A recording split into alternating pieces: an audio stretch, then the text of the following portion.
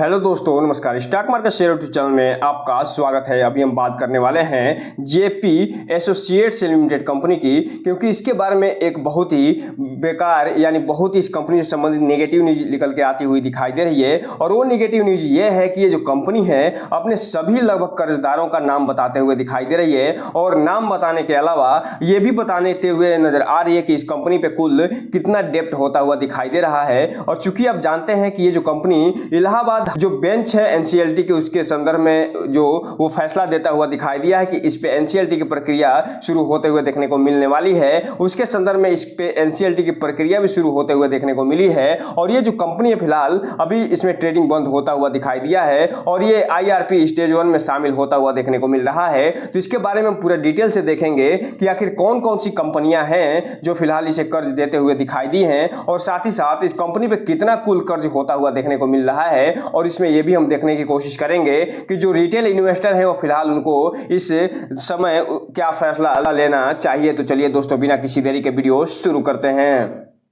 सबसे पहले अगर हम बात करें इसके चार्ट पैटर्न की, तो यहाँ पे आप देख रहे हैं कि ये जो कंपनी है ये अपना चार्ट पैटर्न 8 तारीख को दिखाते हुए नजर नहीं आ रही है। जो लास्ट ट्रेडिंग सेशन बीता है इसमें वो 7 अगस्त को बीतता हुआ दिखाई दिया है, और ये जो कंपनी है वो 9 रुपये 69 पैसे पे बंद होते हुए दिखाई दी है। और चूंकि आप एक चीज आपको बता दूं कि जब 7 अगस्त को इसमें लास्ट ट्रेडिंग सेशन हुआ था तो उसमें अच्छी खासी गिरावट देखने को मिली थी, और इसमें 5% के आसपास का लोअर सर्किट लगता हुआ देखने को मिला था, क्योंकि ये जो कंपनी है अपने सभी कर्जदाताओं का नाम बताते हुए नजर आई थी, और साथ ही साथ ये भी बताते हुए नजर आई थी कि इस पे कितना कर्ज होता हुआ देखने को मिल रहा है। इसलिए इसमें जो एनसीएलटी की प्रक्रिया है वो फिलहाल शुरू होते हुए देखने को मिल रही है, जिसे अभी हम आगे प्रूफ के साथ देखने वाले हैं। वहीं अगर हम बात करें 5 दिन की चार्ट पैटर्न की, तो यहाँ पे आप देख रहे हैं कि ये जो कंपनी हालांकि 5 दिन में लगातार इसमें तेजी आते हुए दिखाई दी थी, और जो कंपनी फिलहाल 10 रुपए के आसपास पहुंचते हुए देखने को मिली थी। जैसे ही ये कर्ज से संबंधित न्यूज निकल के आई, इसमें यहाँ पे आप देख सकते हैं कि 5% का लोअर सर्किट इसमें लगता हुआ देखने को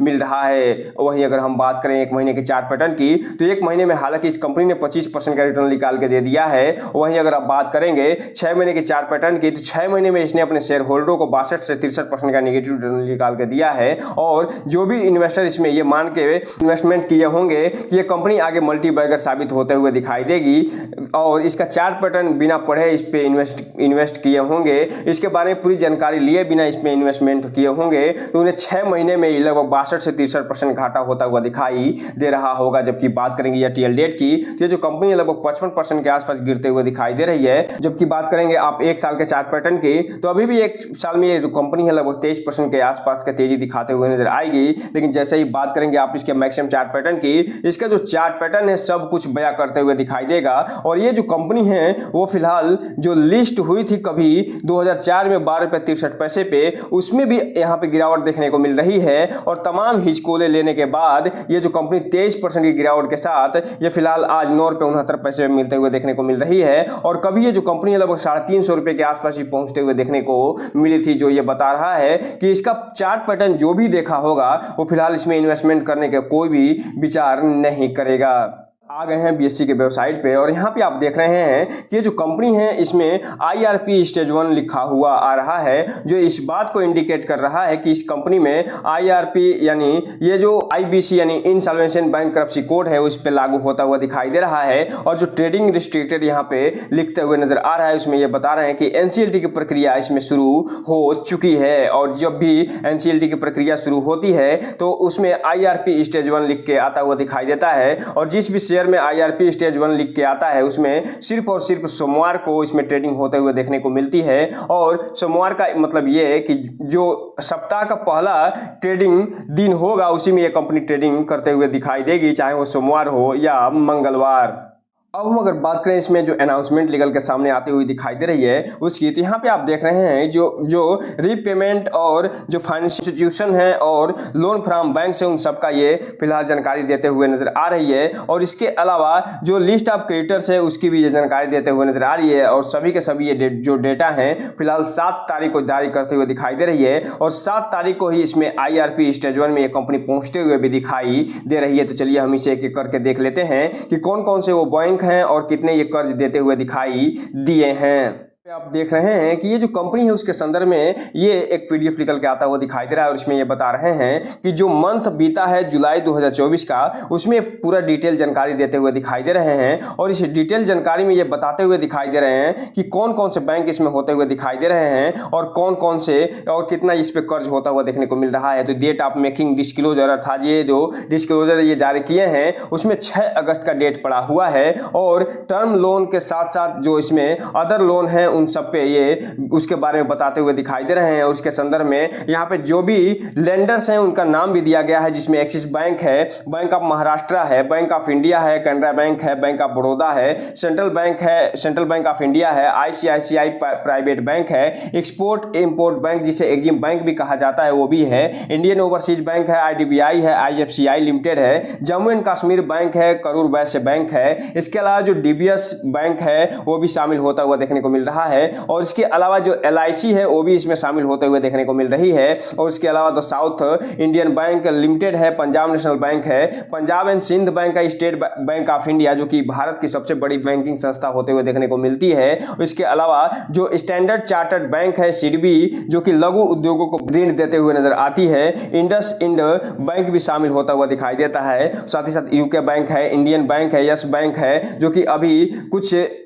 नेगेटिव चीज़ों से गुजरता हुआ दिखाई दिया था, एचसीआरई बैंक है, एआरसीआईएल बैंक है, यूनियन बैंक ऑफ इंडिया भी होता हुआ देखने को मिल रहा है। इसके अलावा द बैंक ऑफ न्यूयॉर्क भी होता हुआ दिखाई दे रहा है। और साथ ही साथ जो मेलोन बैंक है, एसआरईआई इक्विपमेंट फाइनेंस लिमिटेड भी इसको ऋण देता हुआ दिखाई दे रहा है। तो इस हिसाब से आप कह सकते हैं कि कुल इसमें लगभग 20 बैंक के आसपास होते हुए दिखाई दे रहे हैं, 20 लेंडर होते हुए दिखाई दे रहे हैं जो कि अपने अपने हिसाब से ऋण देते हुए दिखाई दिए हैं, जिसे अभी हम आगे देखने वाले हैं। अब हम अगर बात करें कि इस कंपनी पे ये जो 20 बैंकों के द्वारा कुल कितना कर्ज दिया गया है, तो यहाँ पे आप देख रहे हैं कि ये जो कंपनी है इस पे लगभग 49,657 करोड़ का कर्ज होता हुआ दिखाई दे रहा है। और ये जो सभी कर्ज हैं ये फिलहाल सभी के सभी कर्ज ये 20 बैंकों के द्वारा भी दिए गए हैं। और इसी के आधार पे यहाँ पे कहा जा सकता है कि एनसीएलटी की प्रक्रिया शुरू होते हुए देखने को मिल रही है। और इसीलिए जो भी रिटेल इन्वेस्टर है उनसे एक चीज कहना चाहेंगे कि इस कंपनी में थोड़ा ध्यान से आगे बढ़िएगा, क्योंकि कोई भी कंपनी अगर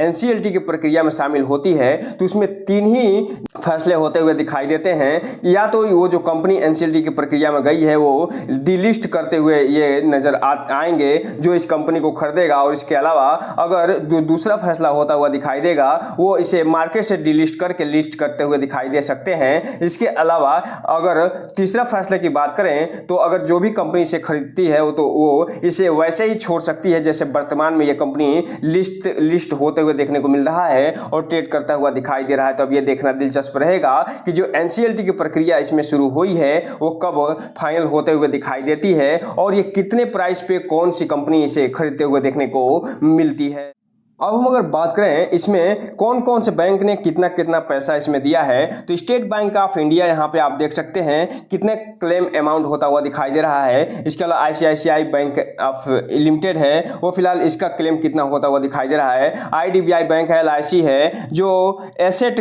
केयर जो कंस्ट्रक्शन कंपनी है उसका भी ये सभी के सभी यहाँ पे डेटा दिए गए हैं। और इसमें जो 20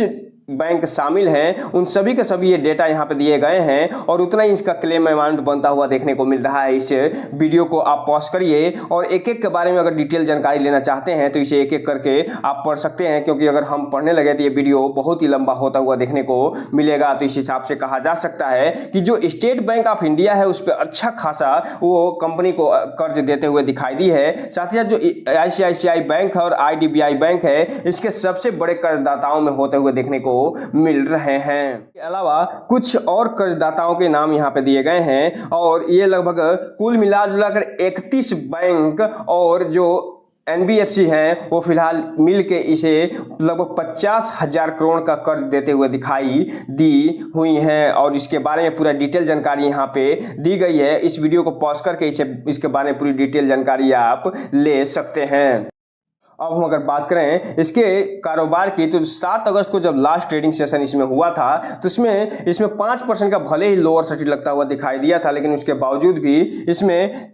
32,13,595 शेयरों की खरीदारी और बिकवाली देखने को मिली थी और पूरा का पूरा इसमें डिलीवरी उठता हुआ दिखाई दिया था, जो ये बता रहा है कि भले ही इसमें एनसीएलटी की प्रक्रिया शुरू हो गई है, लेकिन जो इन्वेस्टर है इसमें भर भर के माल उठाते हुए नजर आ रहे हैं और पूरा 100% की डिलीवरी उठाया जाना थोड़ा सा कंसर्निंग पॉइंट जरूर होता है। इसलिए इस कंपनी पर नजर बना के रखिए और इसे अपने वॉच लिस्ट में शामिल करिए, सिर्फ ये जानने के लिए कि कोई भी कंपनी अगर एनसीएलटी की प्रक्रिया में चलती है तो उसमें कितने अच्छे